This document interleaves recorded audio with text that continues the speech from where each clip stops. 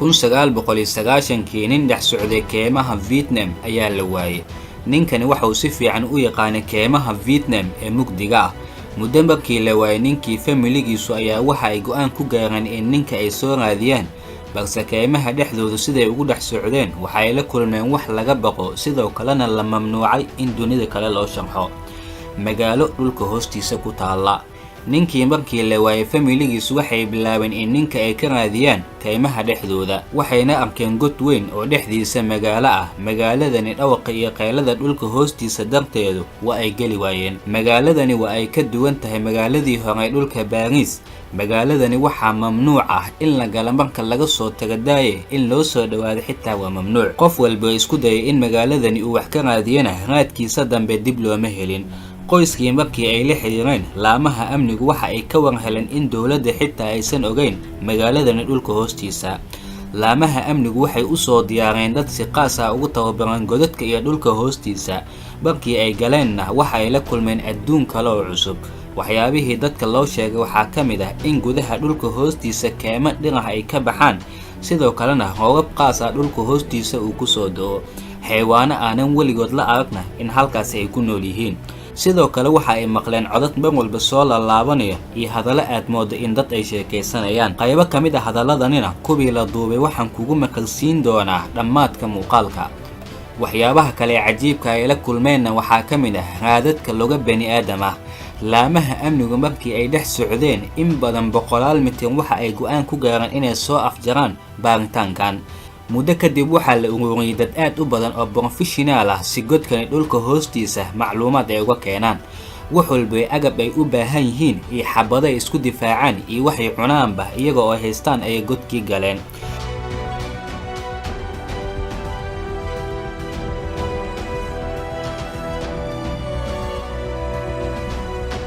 labaatan maalin kadib ayay soo noqdeen iyaga oo weli godkani dhammaadkiisa aanan gaarin. sidoo kalena waxay imaadeen iyaga oo hal qof uu ka maqan yahay, welina aanan la ogeyn cidda qabatay iyo halka uu ku dhumay. xogna lagama hayo qofka. waxyaabihii ay sheegeenna waxaa ka mid ah waxaan la kulannay adduun kale oo cusub oo godka gudihiisa ah. mar walba aan isku daynay inaan hore u sii socnona waxaa nagu soo noqnoqonaya codad kala duwan oo aanan garanayn halka ay ka imaanayaan. sidoo kale waxaan la kulannay xayawaano kala duwan oo weligeed aanan la arag.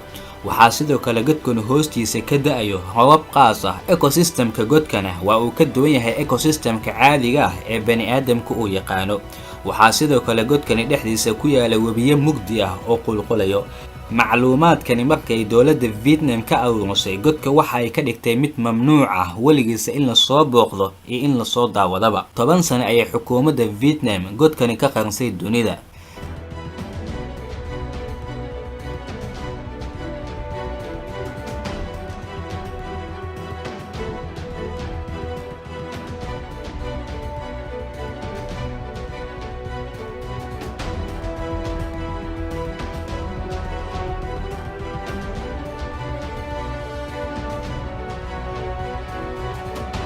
qaar ka mid ah aqoon-yahanada Mareykanka oo baaritaan ku sameynaya keymaha ayaa waxay ogaadeen in magaalo mamnuuc ah keymahani dhexdooda ay ku taalo.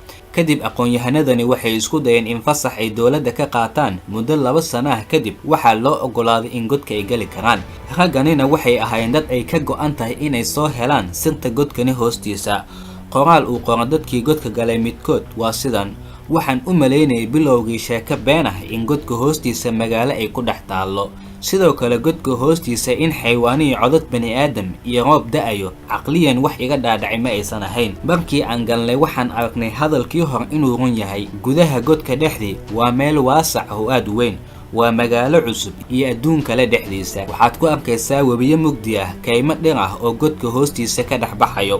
waxaan aragnay noocyo xayawaano weli aanan la diiwaan gelin. waxay nagu qaadatay inaan 6 kiiloomitir godka dhexdii aan dhex socono dhowr isbuuc ah. waxaan aragnay 16 raadad kala duwan oo bani aadam ah.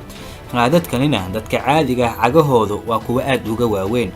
dhowr isbuuc markaan dhex soconay godkani aan dhammaadka lahayn, cuntadeen iyo baterigeenu waxa ay ku soo dhawaadeen dhammaad. sidaasi darteeda waxaan ku qasbanaanay inaan dib isaga soo noqono. waxayna soo laabteen iyaga oo weli sirta godka aanan helin. macluumaadkii cajiibka ay aqoon-yahanadu ay ka diyaariyeenna waxaa gacanta ku dhigay dawladda Vietnam iyo Amerika. ilaa maantana wax badan oo xog ah godkani lagama haayo.